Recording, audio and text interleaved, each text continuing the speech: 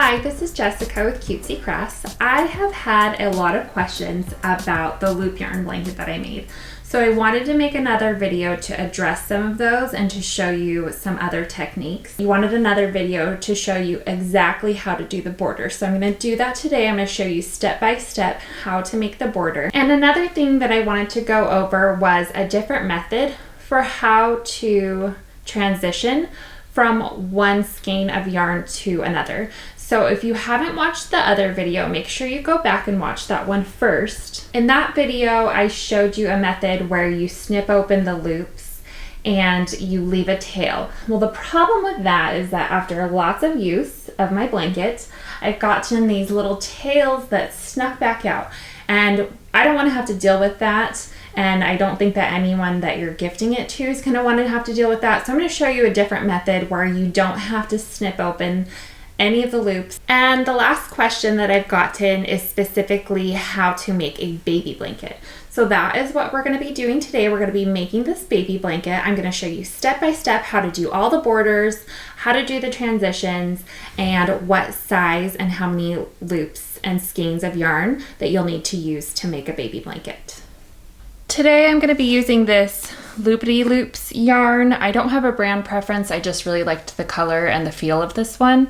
Just to give you an idea for how many skeins we're using, different skeins of yarn will have a different amount of yarn on them. This one says it's 6.35 ounces. So since I want my baby blanket to be about 40 inches long, I figured out that for every 1.3 loops, that equals about an inch. So we're going to take 40 inches and times that by 1.3. So for whatever width of blanket you want, just times that by 1.3 and that will give you the amount of loops that you need to count out. So go ahead and count out, starting from the one side, I'm going to count out 50 loops. And to make our blanket edge, we're going to do 2 completely full rows of the knit stitch. And if you remember from the last video, take the yarn from the back and pull it through to the front. So we're just taking this whole new row of yarn. This is our original 50 loops, and we're going to take the next row and pull it from the back to the front. And do that for all 50 of the loops. So notice when I get back to the end on this side, this is my original row here. I didn't snip open any of these loops, and that's going to give us a nicer finish at the end. So go ahead and knit those 2 in. And this yarn is just so fluffy that you're not even going to really see the tail here. You can like trim it up a little bit. Sometimes it comes out a little wonky, but leaving it like that is going to be a lot better than having a tail and having to weave that in. So now I've done 1 row of knit stitch all the way across, and I'm going to go back and do a whole nother row of knit stitch. So when making the border, just try to remember the 2 stitches on the outermost part of the blanket are always going to be a knit stitch, and then the next 2 in are always going to be a purl stitch. What we'll do is take 2 of our loops and do a knit stitch on the end here. 2 knit stitches. And since we want a border across this way of purl stitches also, we're going to do purl stitches all the way down till the other end except for the last 2. So go ahead and just continue the purl stitch, which is pulling the loop, now the new strand of thread from the front to the back of the previous. I've got my last 2 loops here. I'm going to switch this to the back and bring the last 2 loops up through the back for 2 knit stitches. So now we're going to continue and do another row that is exactly the same. I'm going to do 2 knit stitches, always knit stitches on the edge. Bring my yarn back down and then do full row of purl stitches all the way across, and stop the purl stitches when you get to the last 2 loops again at the other end. Okay, now I'm back to the last 2 loops. So we're gonna take the thread back up behind and do 1 and 2 knit stitches. All right, so that takes care of the horizontal border of purl stitches right here. Now to continue this border up the side here, we're going to remember to always do 2 knit stitches here on the end. So 1, 2 knit stitches, and then we're going to switch, and these 2 loops here will always be purl stitches. So 1,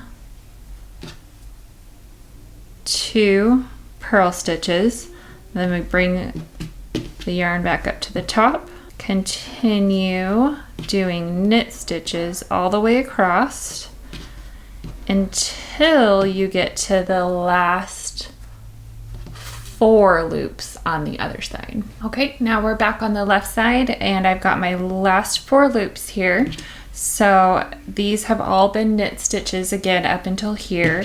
And now for these 2, I'm going to do a purl stitch and a purl stitch, and then for the last 2, bring it back up the back for a knit stitch and a knit stitch.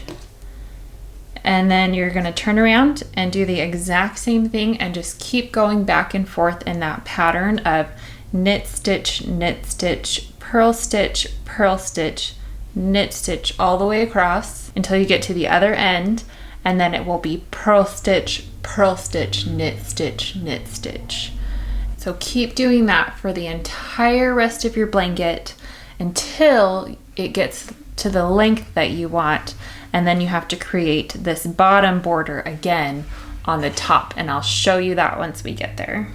So to transition from one skein of yarn, we've got the end here to the next. The end had this little tail on here, so I'm gonna go ahead and snip that off, but don't get too close. We wanna make sure that this is not in danger of coming apart here. There's a little thread attaching the loop together. Bring in your new skein of yarn and make sure that that one also does not have a tail.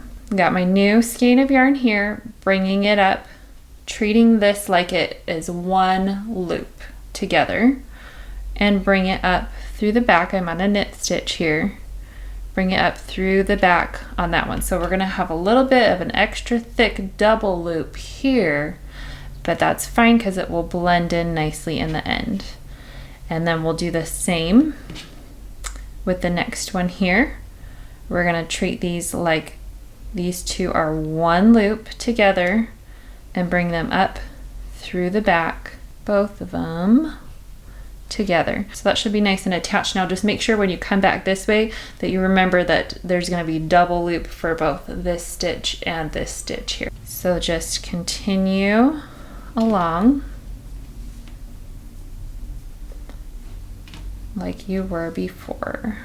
Okay, now I've come back over to those 2 loops that are going to be extra thick. I'm going to take these 2, I'm treating them as one, and bring the new skein of yarn through the back of both of them.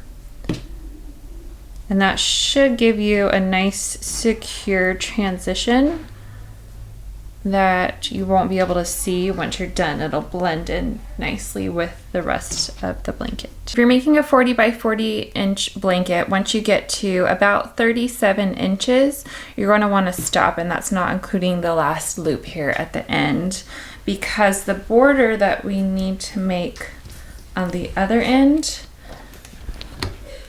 this border here, is going to be about 3 inches long. Make sure that you have enough yarn left over. For our 40 by 40 blanket, that's going to be 50 loops per each row, and the last border here is going to take 5 rows of loops. So that is going to be about 250 loops that you'll need. And of course, we'd rather have too much than not enough. So I'm on my 4th skein here, and we're just gonna work backwards from how we started. On the left side here, it's just going to be always the knit stitch, so 2 knit stitches, and then the rest purl stitches until we get to the last 2 loops on the other side. Okay, I've purl stitched all the way across and I'm at the last 2 loops, so we're going to do 2 knit stitches. Do 2 knit stitches again on this side. And then we're going to repeat and do purl stitches all the way across until the last 2 loops on the left side. Okay, now we're back on the left side, and you'll do 2 knit stitches in the last 2 loops. And then we're going to turn around and do 3 rows of the knit stitch. So all the way across to the right, to the left, and then back to the right again. So I've done my 3 rows of knit stitch, and if you're confused, don't be. The first border that we did had only 2 rows of knit stitch, so that is correct. Come here at the end and leave 2 extra loops and snip off your excess yarn. Now we're not gonna do anything with this side yet. We're gonna come back to the left side to start finishing off the top of the blanket. So we're gonna finish this off in kind of a crochet move. So take 1 loop in the loop to the right and put it through the loop to the left. And now this is your new working loop. Again, the loop to the right, through the loop to the left, and pull it up. And continue that across, taking the loop to the right, through the loop to the left. Once you get to the other side, you'll be left with 1 loop and then the 2 extra loops that we left at the end. Go ahead and snip those 2 last loops open. There's a little thread in between at the bottom of each loop down there. Snip that open. Snip that one open. And you'll be left with a tail, and this is the only part that will be having a tail, is at the end here.